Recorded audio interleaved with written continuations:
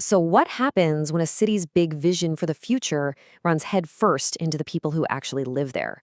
Well, today, we're looking at Boca Raton, Florida, where a fight over a single piece of public land turned into a full blown battle for the soul of the city.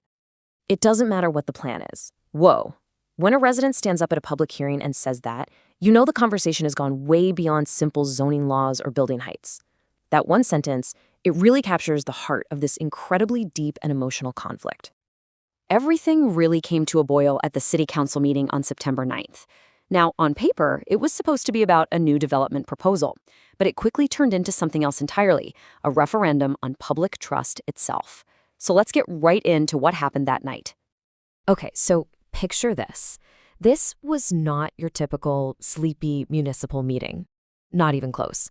This was a citywide mobilization, and you could feel the tension in the air. The atmosphere was absolutely electric. I mean, the sheer scale of the opposition was just incredible. The main auditorium was so jammed with people, they had to open up overflow rooms with big screens just so everyone could watch. And for hours, hours, it was just citizen after citizen speaking out against the plan. The meeting went on and on, way past 10 p.m. And just to give you a sense of the mood in the room, when one single supporter of the plan finally got up to speak, he was booed right away. So what was this all about? What was causing all this commotion? Well, at its core, this was a massive collision between two completely different visions for a really important piece of public property. Okay, so on one side, you've got the developers, Terra and Frisbee. They're proposing this new government campus, but also mixing in retail shops and residential space. And on the other side, you have a citizens group called Save Boca. Their goal was super simple: stop the sale of public land, period. They wanted to preserve it for public use and force the whole thing to a citywide vote. We're talking two fundamentally opposed ideas for the future. You know, this wasn't some fight being led by politicians or high-powered lobbyists. No, the emotional weight, the real force behind this movement came directly from the residents themselves. And their message, it was loud and it was crystal clear. The founder of that citizens group, John Perlman, really just nailed the core fear that was driving everyone. It's that sense of finality, right? This belief that once you hand over public land to a private developer, public control is just gone, forever. And you could feel that the stakes were high across all generations. The mayor actually suggested that student speakers should go first. And this plea from a 15-year-old, which got a huge round of applause, just cut right through all the noise. It showed this fight wasn't really about stopping progress, but about choosing a totally different kind of progress.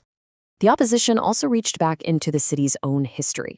Dawn Zook, whose late father was a former mayor, famous for preserving parkland, invoked his memory. She said he would be ashamed of this deal, basically framing it as a betrayal of the very values the city was built on. So, when you're faced with this overwhelming wave of opposition, what do? Well, the developers and the city, they didn't just dig in their heels. They actually tried to find a compromise. The developer, Rob Frisbee, he got up there and started addressing the biggest complaints head-on. He promised to preserve beloved green spaces like Memorial Park and its famous banyan trees. He said, okay, we'll reduce the amount of retail and housing, we'll control the traffic. And then he made a huge concession. He agreed to put the final plan up for a public vote. And right on cue, the mayor, Scott Singer, backed him up. He made a direct promise to that packed room, saying there will be a public vote. Now, you'd think this would be the moment that calmed everything down. This was exactly what the citizens were demanding. But it wasn't. So, here's the big question. If the people got the promise of a vote, the very thing they were fighting for, why did the angry speeches just keep on coming for hours? Well, because by that point, the problem was no longer about the plan. The entire issue had morphed into something much, much deeper, a fundamental breakdown of trust. Residents simply didn't believe that a deal made today would be the same deal in 5, 10, or 50 years. They just didn't trust the process anymore. And this feeling was perfectly captured by Lisa Muhal, a local nonprofit co-founder. See, the fear wasn't about the current proposal on the table. It was about the precedent it would set.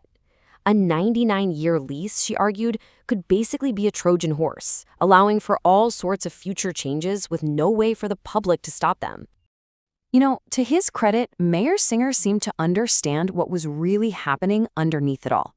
He acknowledged it right there, telling the council and the public, I realize people have trust issues, But recognizing the problem and actually solving it are two very, very different things.